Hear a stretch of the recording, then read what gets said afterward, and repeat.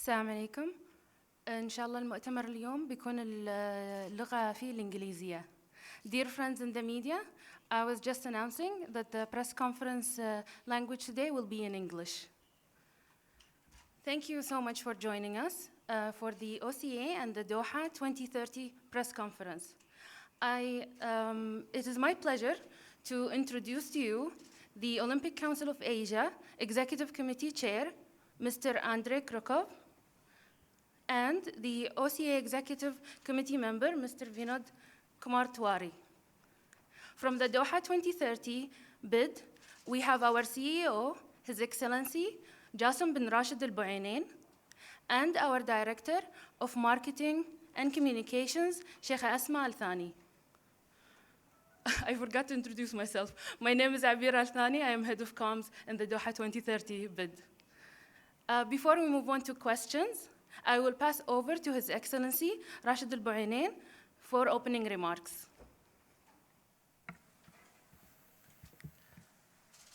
Bismillah ar-Rahman ar-Rahim.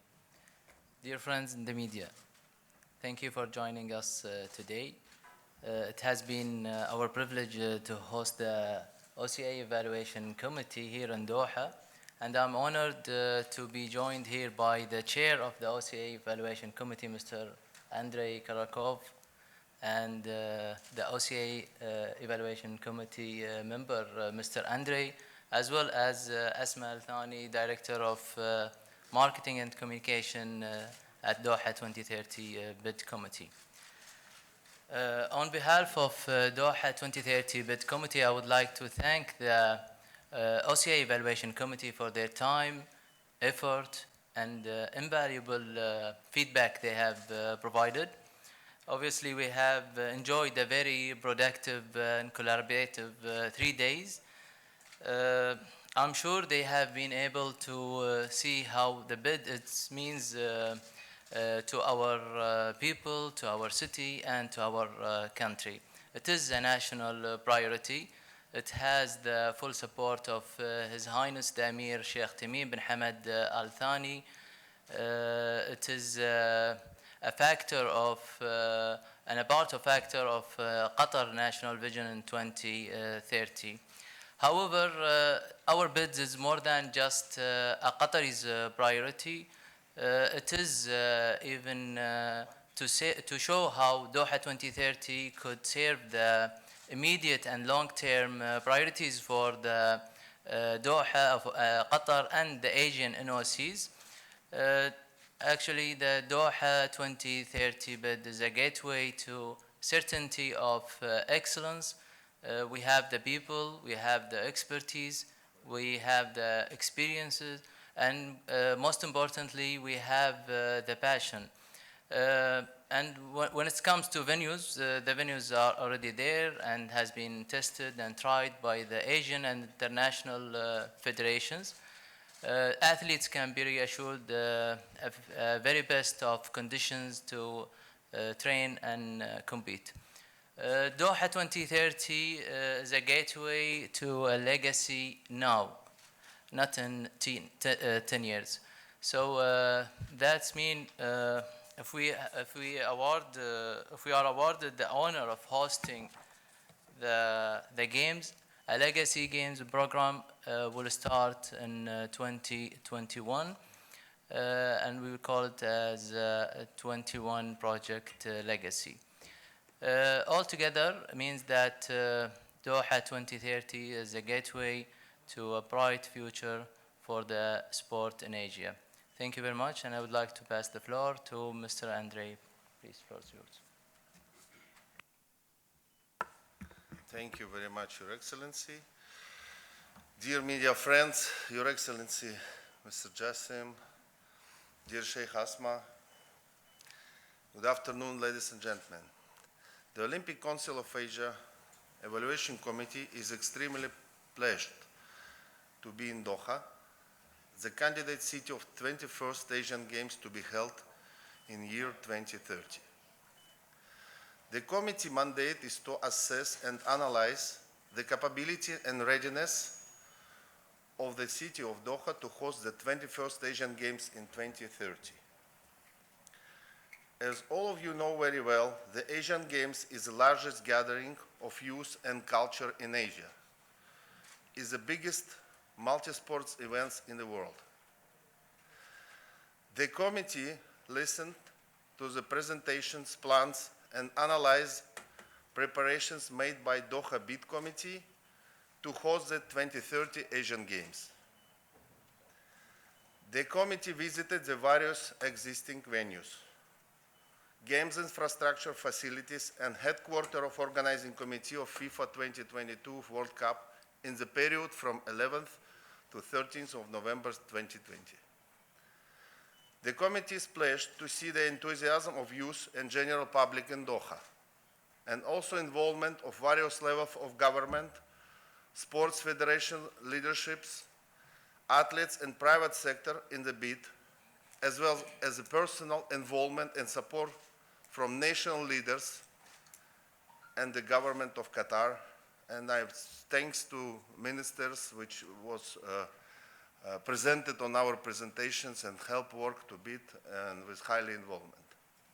The committee would like to thank the Emir of Qatar, His Royal Highness Sheikh Tamim bin Hamad Al Thani, for the support of the development of sport and Olympic movement in Qatar. The committee was pleased to see that sports are national priority in Qatar. We highly appreciated Her Highness Sheikh Hamoza, the chairperson of Qatar Foundation, who deeply involved in Doha 2030 bid and present personally the Qatar Foundation clusters of venue. The Evaluation Committee notes with great satisfaction that the Asian Games Doha 2030 project built on legacy of 26 Asian Games and fully integrated as a part of the National Plan for Sustainable Development, Qatar National Vision 2030, which raises the importance of the Games at all levels. NOC and the bid committee did a massive job and presented a comprehensive plan for preparation and operation of the Asian Games. The committee is satisfied with what we saw and believes that Doha existing infrastructure and sustainable concept allow to host a successful Games in 2030. We wish the bidding committee all the best. Thank you. Shukra. Floor is yours. Thank you, Mr. Krokov. We will now move to our questions in the media. For media joining us virtually, if you have a question, please type it into the Q&A option you can see at the bottom of your screen. Please also include your name, the name of the media organization you're from, and to whom you're addressing the question to. To give you time to submit your questions, we will begin with some questions from our media here in the room. Please raise your hand if you have a question and wait for a microphone. Please also let us know your name and the media organization you're from. To begin with, we'll go with the man in the second row, fourth chair.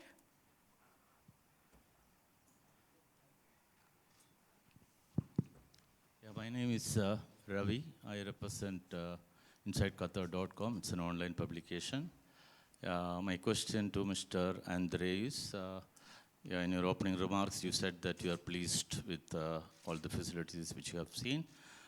Could you please tell what is the most striking feature of Doha bid? And also, do you think the Doha bid lacks anything?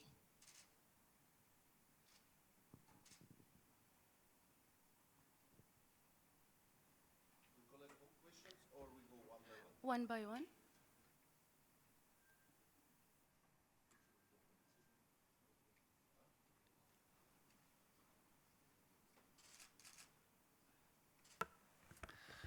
Thank you, Mr. Ravid.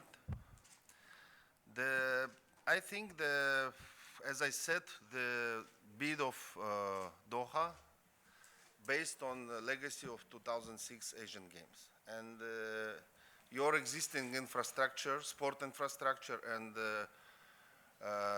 other infrastructure like transport and medical and others, what we saw, it's providing your possibility to host successful game, because this basement built by your people here in this country, accumulated knowledge, and it's transferred now to other generation of managers, and that's why we are confident that you can host it. Thank you. Thank you. Our next question is from the guy in the first row, third seat. Thank you. Thank you, Your Excellency, Organizing Committee and International Committee and welcome to Doha. I have two questions. One for His Excellency. What makes Qatar very special and the file of Qatar than other files? And my second question to Mr. Andre, to do with COVID and stress of economical situation worldwide, don't you think sport event kind of like stress budgets and budget on countries, and what is your view on that?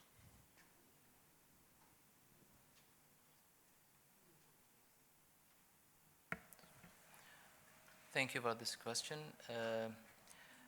Obviously, as I have mentioned, and I believe I have to say this point again and emphasize on this. Qatar has a vast experience in hosting major international, local, and international sports events, in single and multi-sports events, actually. And therefore, when it comes to venues, the venues are ready, infrastructure is there, and more importantly is the know-how and the people who can manage how to manage the multi-sports events, especially while we are talking about the Asian Games. With no real infrastructure investment required and new venues needed to build, that could help us to focus on how to serve the Asian NOCs in order to have an amazing game in the future. As everyone knows that Qatar has the first rank in the MENA region in the Global Peace Index. Qatar has a diversity of population with more than 90 nations lives here in Doha peacefully with different culture and faith. Our country is significantly supporting all the sector in order to secure a success of hosting an events, sports and non-sports events. Thank you. Good question, first of all. It's very interesting, but I think as soon as we know the Doha in general and Qatar as well as a country, is the put sports as one of the top priority first. Sport today during the COVID time, it is maybe booster for civilization for all of us, for all countries. It may be a booster to after COVID time, post-COVID time, to develop, not to develop, let's say to reinstall the economy, to reinstall the relationships between countries, specifically international relations, which is what sport based, because all of our competitions are top level is international.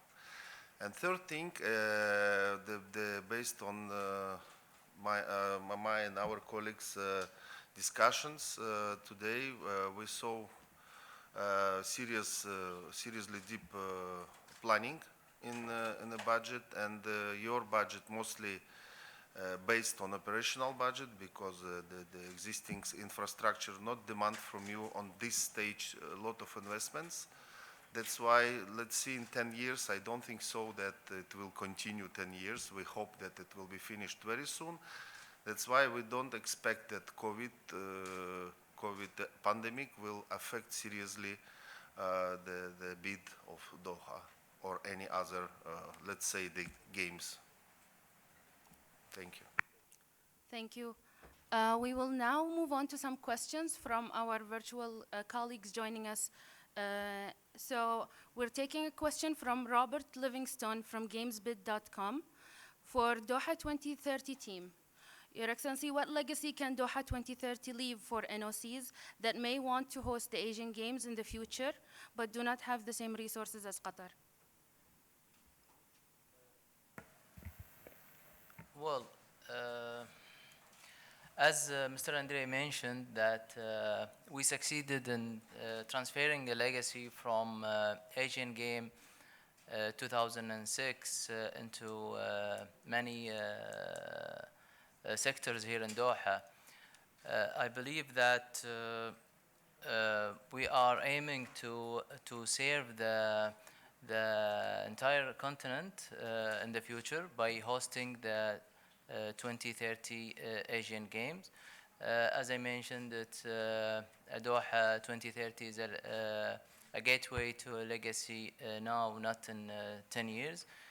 We have many projects in the legacy once we awarded the bid. Obviously, we are looking forward in order to put all our effort in order to deliver an amazing games, to serve the immediate and the long-term priorities for the Asian sports and the Asian NOCs. Thank you, Your Excellency. Mr. Andrei Krokov from same Robert Livingston of GamesBid. Do you think that Doha's 2006 experience gives the city and the edge in the bid race, or have conditions changed so much that organizers will need to relearn how to host? No, I don't think so. I don't think so. What we see in FIFA headquarters, that organization on the same, on the highest level, the other competition, and I think it's based also on the 2006 experience. This is a major basement for this. And secondly, I like to say that the consistency which demonstrate Qatar government in development of sport provide this cumulative effect for knowledge, which is accumulated by next generation and it's transferred properly. That's what we see here. Thank you. For our next question is from Jeff Berkeley of Inside the Games. For the OCA Evaluation Committee, Mr. Krokov, what are your thoughts on Doha's bid? What are its biggest advantages and how does it compare to Riyadh? Are you a lot clearer on who you will back after seeing both bids? You know, our mandate is not provide us to do public assessment now and to do public comparison. That's why we are not finished, we are not complete our report, and that's why this is will be not really ethical to compare now publicly. But that's why I will not going to the answer to this to compare and to speak about advantages, because every bid have their own advantage and every bid have their own challenges. But as we speak today already and as we discussed today and we stated, I think it's enough to analyze that what Doha offer today. But as soon as our report will be published, it will be published and will be raised on the General Assembly in December. And that time we will see what how we analyze. Even we are not finished because we have a lot of documents and figures which must be analyzed finally. That's why this is the answer. Thank you. Thank you. We'll take a question from the floor. Fourth row, fifth seat.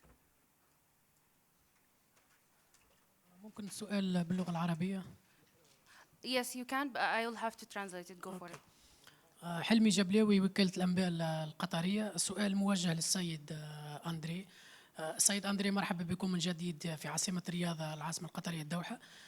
من خلال زياراتكم العديدة ومن أجل تقييم ملف الدوحة 2030 هل يمكن أن تحدثنا يعني ما هي أبرز الأشياء التي شدت ولفتت انتباه لجنة التقييم للملف القطري؟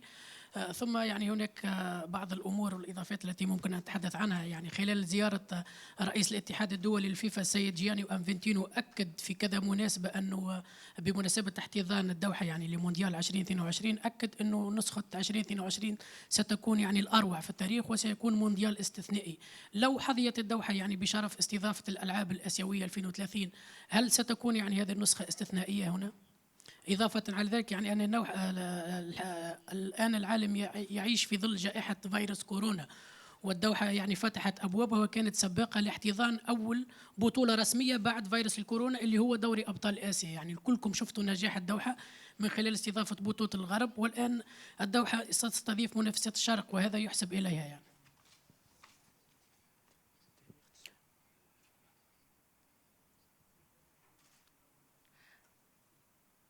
Interesting questions, but first of all, I understood that everybody understand the question. That first of all, I wish good luck to FIFA and Asian Confederation to host and to conduct any competition anywhere in the world, in Qatar or in any other country. And good luck to President Infantino, first of all. That's his big effort to conduct the championships. What is your question related? What is the what we can note it or highlight it here? What I like to say, for every beat is important. For every beat, I don't remember any beat which we has for Asian Games. The passion of the nation. This is important for every beat. And we have it always in portfolio. Every beat have it always in their portfolio, and involvement of the athletes and the public into the beat. This is very important. But I believe any nation, whenever they going in such big national project, they have such conditions and on a high level. Thank you. Thank you. We now have time for only 2 more questions. We'll take one from the room and one from the virtual attendees. If you can please give it to the second gentleman. Thank you. Abdullah Al-Muhannadi from Chief of Editor Al-Raya newspaper. I have one question to His Excellency Mr. Jassim Al-Buanin. Qatar is hosting numbers of continental and world champions annually and has hosted Asian Games 2006. What is your ambition to bid for Asian Games 2030? Thank you. Thank you. Well, sport is recognized as a language of communication between nations. And here in Qatar, sport is an influential part of Qatar National Vision 2030.